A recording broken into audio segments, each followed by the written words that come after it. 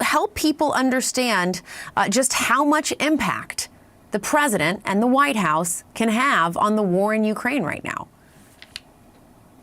Well, the United States, Jessica, is really the preeminent donor to Ukraine in terms of military aid. The European Union has basically provided a lot of economic aid, and the other half of the equation is that the U.S. has provided a lot of the military aid. Now, the Europeans are also providing military aid, but they take their cue from what the United States is doing.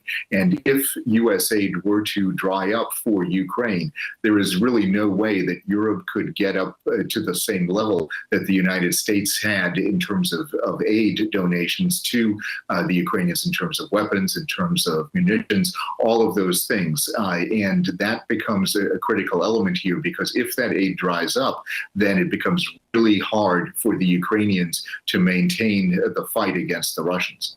Yeah, and as we mentioned, this is coming at such a critical time. We know overnight Ukrainian and Russian forces exchanged this heavy drone fire that it was the highest level since this war began some two and a half years ago.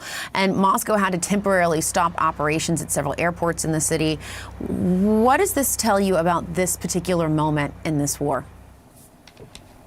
So basically what we're looking at is what amounts to a type of stalemate on the front lines. You know, what you find, Jessica, is that very little is moving. There is some movement in the east where the Russians have gained certain territories, certain towns, but the movements are incremental. In the north, you have the Kursk area where the Ukrainians moved in August, and they've kept about half of the territory that they originally took.